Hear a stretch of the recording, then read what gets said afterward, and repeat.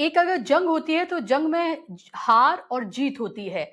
यहाँ पर क्या आपको क्लियर ये क्या दुनिया के सामने ये सिद्ध हो गया है, ये तय हो गया है कि इस जीत का क्लियर विनर जो है वो ईरान है? और अगर ऐसा होता है, जिसको अमेरिका में भी कहा जा रहा है, जिसको वेस्टर्न मीडिया कह रहा है, जिसको एक्सपर्ट कहते हुए नजर आ रहे हैं, क्योंकि एक ऐसा देश जिस पर 40 साल से सैंक्शंस लगे, जिसे कोई कमजोर मुल्क कहा जाता था, जिसको दुनिया से पूरी तरीके से काट दिया गया था, उस देश ने अपने आप को किस तरह से तैयार किया और पूरी दुनिया को ये बताया कि कैसे आप इस तरह की वॉर भी जीत सकते हैं। एक तरह की एसिमेट्रिक वॉर जो है उसका एक नमूना, एक एग्जाम्पल पेश किया है ईरान ने।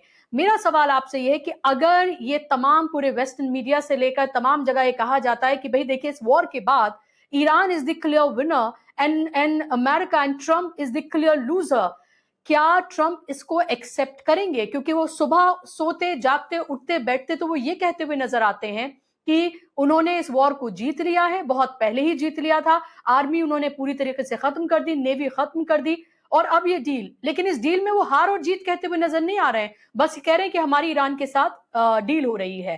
तो ये जो वोकैबुलरी है, ये जो पोजिशनिंग है, ये किस तरह से होती हुई नजर आएगी आगे?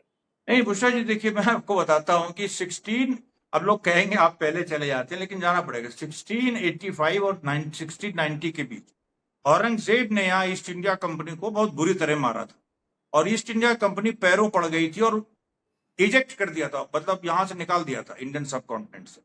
उसको भी हार नहीं कहा, उन लोगों ने कहा कि हम लोग की गलती थी और ये था, अलग अलग तरह के उसको नाम दिए जाते हैं। लेकिन मैं आपको एक बात बताता हूँ कि वो जो औरंगजेब ने ईस्ट इंडिया कंपनी को यहां से निकाला था 1685 1690 के बीच, अब 300 साल से ऊपर हो गए। पहली बार 300 साल से ऊपर पहली बार किसी मुस्लिम देश की जीत हुई। मोर देन 300, मैं आखिरी जंग कह रहा हूं औरंगजेब ने जीती थी ईस्ट इंडिया कंपनी के खिलाफ। उसके बाद से एशियाटिक फोर्सेस छिटपुट जंग जीतती रही हैं, लेकिन वॉर्स हारी, और ये 300 साल की हिस्ट्री रही। फर्स्ट वर्ल्ड वॉर में ऑटोमन एम्पायर को तोड़ दिया, ईरान को खत्म कर दिया। उसके बाद भारत का क्या हाल हुआ, जो 3 बड़े बड़े एम्पायर्स थे, मुगल, सफाविद और ऑटोमन। तो ये देखिए एक क्लियर विनर इसमें ईरान है।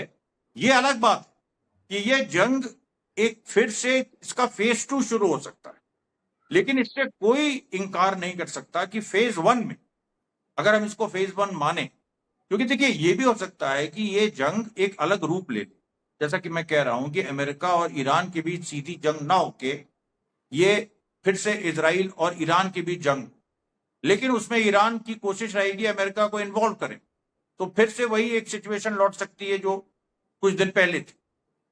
क्योंकि देखिए मैं एक फिर कह रहा हूं, अमेरिका को सूट करता है कि प्रॉक्सी वॉर चले, लेकिन ईरान इसी बात पे अड़ गया है कि प्रॉक्सी वॉर हम नहीं होने देंगे, हम सीधे आ जाएंगे। हम जब सीधे आएंगे तो इजराइल के वजूद को खतरा होगा, तो अमेरिका आ जाएगा।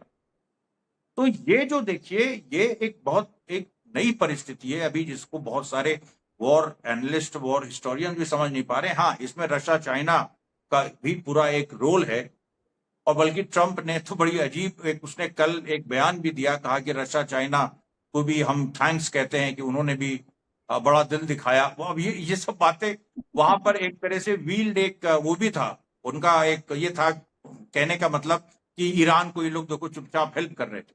तो वो तो देखिए रहेगी, और रशिया चाइना ने ईरान को ये एश्योर किया है कि तुम आगे बढ़ो, और ये जो सीधे सीधे अपने सीने, मतलब अपना सीना आगे करो, हम लोग हैं पीछे, और जब जरूरत पड़ेगी तो हमारी फोर्सेस भी आएंगी। क्योंकि अल्टीमेटली देखिए जो साउथ चाइना सी में चाइना को घेरा जा रहा है, रशिया ऑलरेडी प्यूटिन ने 3 दिन पहले बयान दिया कि यूरोप से जंग तय है, और यूरोप से, उसने यूक्रेन नहीं कहा, क्योंकि वहां भी यूरोप भी ये चाह रहा है कि प्रॉक्सी वॉर यूक्रेन लड़े। लेकिन अब स्थिति ऐसी बन रही है कि यूरोप को खुल के आना पड़ रहा है, क्योंकि यूक्रेन हार रहा, और कल को कीव पे कब्जा होगा रशिया का, तो वो यूरोपियंस देख नहीं सकते। तो इसलिए देखिए ये एक जो पूरी जो पॉलिटिकल सिचुएशन है उसमें कॉम्प्लेक्सिटीज हैं। लोगों को एक चीज से को विदा कह देनी चाहिए, वो ये है कि सिंप्लिसिटी की दुनिया अब नहीं रही, इसके सिंपल एक्सप्लेनेशन नहीं। हाँ, इसमें अभी भी हीरो और विलेन है, लेकिन वो बहुत कॉम्प्लेक्स हो गया, और जो तरीका है जो तरीका है वो हीरो ने विलेन के कुछ बहुत सारे तरीके अपनाए, विलेन ने हीरो के बहुत सारे तरीके अपनाए। ये भी एक सिचुएशन है, लेकिन अंतिम स्थिति में हीरो एक ही है और विलेन एक ही।